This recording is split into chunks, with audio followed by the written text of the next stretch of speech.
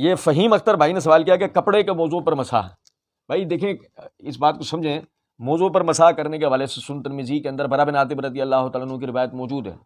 ابو موسیٰ اشعری رضی اللہ عنہ کی روایت ابو داؤد وغیرہ کتابوں میں آتی ہے موضوع پر مسح کے حوالے سے. تو اس کے اندر یہ تفریق نہیں ہے کہ چمڑے کا ہو یا کپڑے کا ہو، موضوع پہ مسح کا آتا ہے. ٹھیک ہے نا، یہ تفریق نہیں آتی. ہاں بہرحال یہ ہے کہ لغت کے اعتبار سے جو ہے وہ جو جورب ہے وہ اس موضوع کو کہا جاتا ہے جو یعنی کہ اون سے دھاگے سے کپڑے سے بنا، اور خفین یعنی وہ کہا جاتا ہے ان کو جو چمڑے کے بنے ہوں. تو امام بخاری، امام مسلم وغیرہ محدثین نے تو باقاعدہ اس چیز کی طرف اشارہ کیا ہے کہ دونوں کے اوپر مسح جو ہے وہ ابواب قائم کر کے انہوں نے، کیونکہ ان کی شرط کے اوپر موضوع پہ مسح کرنے کے حوالے سے کوئی صحیح حدیث نہیں تھی، یہی وجہ وہ لے کر نہیں آئے، لیکن انہوں نے ابواب کی تقسیم کر کے اس بات کی طرف اشارہ کر دیا کہ ان میں تفریق کوئی نہیں ہے.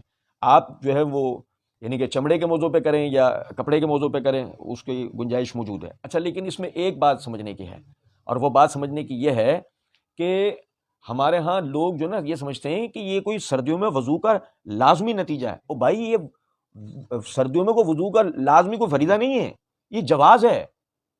اصل جو ہے وہ وضو میں پیر دھونا ہے، یہ تو رخصت ہے.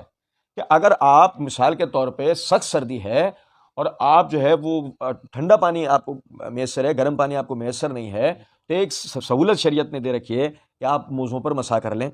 لیکن اگر مثال کے طور پر پانی آپ کو گرم حاصل ہے اور ایسی کوئی سردی نہیں پڑ رہی کہ اگلے لمحے آپ کی روح پرواز کر جائے گی، تو میرے بھائی اس بات کو سمجھیں، پیر دھونے چاہیے اور دھونے میں اجر زیادہ ہے.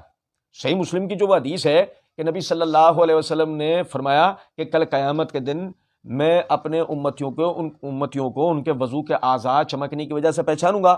تو جس کو جو چاہے وہ اپنی روشنی کو بڑھا لے. تو وہ صحابہ کہتے ہیں کہ اس کے بعد ہم وضو کے اندر باقاعدہ دھونے میں مبالغہ کیا کرتے تھے. تو اس سے یہ بات پتہ لگی کہ دھونا افضل ہے، تو پیر دھونے ہی چاہیے. ہاں اگر میں پھر دوبارہ عرض کر رہا ہوں کہ آپ کو پانی مثال کے طور پہ یعنی کہ ٹھنڈا ہے، سردی بہت تیز ہے، تو یہ شریعت نے رخصت دے دی ہے مسح کرنے کی، تو پھر آپ مسح کر لیں، اس میں کوئی حرج نہیں.